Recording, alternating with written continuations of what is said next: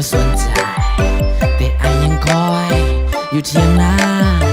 ถ้าเจ้ากลับมาแต่เจ้าไปมีใหม่โอ้น้องเอ๋ยจะไปในเมืองแล้วจะบอกกลับมาและปล่อยให้อายต้องท้าเสียเวลากับการรอคอยไอยังคอยอยู่ที่เที่ยงนาน้อยไอยังคอยอยู่บ่อนนี้หวังจากมือจากวันจะกลับมานะสาวตี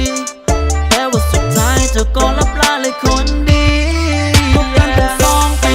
แต่ว่าจบไปในมือเดียวแล้วเจ้าบอกกลับมาคำปล่อยให้อายอยู่คนเดียวและอายมีน้ำตาพวกคำบอกลาจากบางคนและเจ้าบอกหัวซาเพราะที่ผ่านมาเป็นเพียงลมเจ้ากลับมา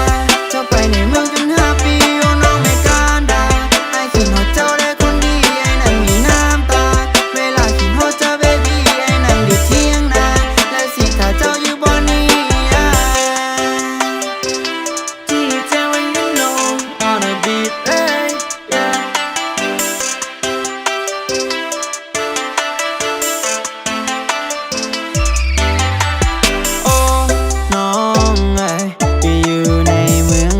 4-5 ปีตอนที่เจ้าจะไปเจ้าบอกว่าจะกลับมาเบบี้ไอ้ก็เลยต้องท่าเจ้าอยู่บนเที่ยงนาบนที่เรา2 คนนั้นเคยสัญญาว่าเราทั้ง2 คนจะหักกันไปตลอดกาลแต่ว่าตอนนี้เจ้านั้นยังบอกกลับมาหรือคำที่เจ้าบอกเป็นอารมณ์ปากที่เฮ็ดให้คอยปิดบังเอาไปแต่สร้างบอกว่าหักกันหลังจากนั้นเจ้าก็หนีจากเจ้าบ่หักกันแต่ว่าเจ้านั้นปล่อยให้คอยต้องอ้างว้างโอ้แม่น้องนางถ้าเจ้าบ่หักเจ้าก็อย่ามาตัวกันว่าเจ้าผู้หูและสู้ผู้งามน้องสามไว้เจ้าคือมาถิ่มอายไปแล้วก็ลืมเลยสัญญา2 เฮาโอ้ยตั้งจากไปนั่นก็หลายปีไอ้เจ็บซ้ำมันก็หลายทีไอ้หักเจ้านะเบบี้เฮ็ดจังได้โอ้คนดีก็ยอมว่าใจไอ้หักเจ้าแห้งนะเบบี้ถ้าเบื่อมึงพุ่งก็กลับบ้านนาเด้อคนดียังจำได้บ่ในภาพเก่าๆที่เฮาเก็บป่าแต่ภาพต่อมา2 เฮากลับไปดำนา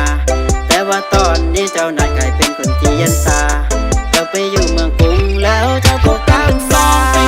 แต่ว่าจบไปในมือเดียวแล้วเจ้าบอกกลับมาคำปล่อยให้อายอยู่คนเดียวและอายมีน้ำตาพวกคำบอกลาจากบางคนและเจ้าบอกหัวซาเพราะที่ผ่านมาเป็นเพียงลมเจ้ากลับมา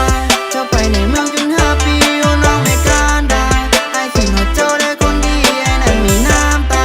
เวลาคิดฮอดเจ้าเบบี้ไอ้นั้นอยู่เที่ยงนาและสิถ้าเจ้าอยู่บ่นี้ที่เจ้า you know on a beat